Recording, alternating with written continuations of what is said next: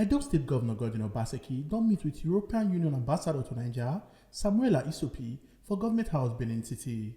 After the meeting wey last several hours, the EU ambassador tok say dem get correct collabo with Edo State government for migration matter and youth empowerment. We had a quite long conversation because we spent almost 2.5 hours together because we had a lot to discuss. But I explained to His Excellency the Governor the reasons why I'm here. This is my first visit to Edo State as Ambassador of the European Union, and I explained that first of all, it was my obligation to come and visit the Edo State as we are ambassadors to Nigeria and not to Abuja. And it is my intention to visit as many states as possible, and I really wanted to start or to have Edo State among the first that I visited. And the reason was and is the fact that we have a very strong partnership with the state government on migration and mobility, both on supporting returnees, the resettlement of returnees from Libya, but also we work together to try to create the right conditions for the youth of the state to find opportunities here, education opportunities, job opportunities. We visited this morning together with my team one of the programs we are implementing here together with the International Organization of Migrations, and we were positively impressed, and I wanted to reassure His Excellency that we will continue to work together, and we were very much impressed by the results that have been achieved thanks to his leadership. Edo State a few years ago was the state from where 50% of illegal migrants to Europe came from. And now this percentage is lower than 10%. And this is thanks to the leadership of the state government and of the governor and of the strong partnership with the European Union and other partners. She considered another reason why she and her team turned up for Edo State na to come see the rich cultural heritage for the state. She took Mount atop 2023 general election. We know that Edo State and Benin City is a cultural capital. We heard so much about that, of the history of the country, and we wanted to come and see with our own eyes. We will have the opportunity to visit the cultural sites, and we are very much looking forward. We know the potential that culture has to connect people, but also to be a vector for development, especially for the young people. Today it's 70 days ahead of elections, so we also try to use the opportunity of our visits to the states in Nigeria to engage with political actors and to discuss issues related to elections. And the reason is very simple. The European Union has been supporting election processes in Nigeria since the return to the civilian rule. We have consistently deployed election observation missions, and we will do the same thing for the next upcoming elections.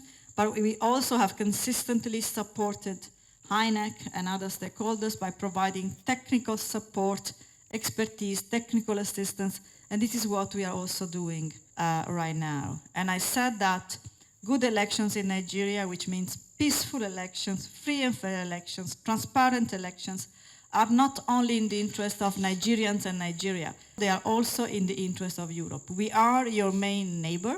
We have an interest in having a strong, democratic, stable Nigeria, and that's why we have supported Nigerian democracy, and we will continue to do so. Governor Obaseki talks say EU, they're very supportive to government fight against illegal migration for Edo. He constitute mouth for how them will take continue this collabo.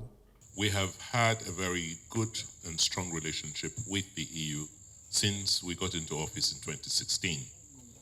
The EU has been very, very supportive of our efforts at stemming the tide of irregular migration and human trafficking from Edo, and have worked very closely with us and their partners, the IOM, in ensuring that we're able to roll out many programs to support victims of trafficking, returnees, help them with the resettlement, help them with creating job opportunities, and making sure that they are properly integrated into our society. So the you can say that for the achievements and the successes we have achieved, that we've made in the area of human trafficking and irregular migration, the EU has been a very, very strong ally and partner. But we're going beyond that, and we're saying, look, now that we have achieved what we've achieved with the issue of irregular migration, how can we work together in the next stage, which is what we call the Migration 2.0, where we are now looking at windows for regular migration, how we can collaborate with the EU and EU countries to create institutions, to train our young people, to certify them so that they can be properly engaged or employed in activities, economic activities in Europe.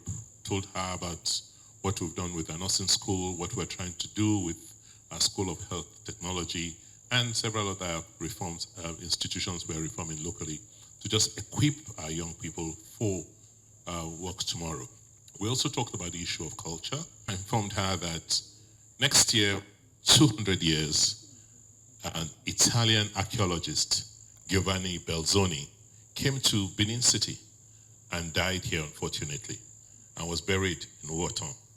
And next year, December 3rd, we'll be celebrating 200 years of that great archaeologist. And this is just part of establishing Edo, Benin, as the culture hub.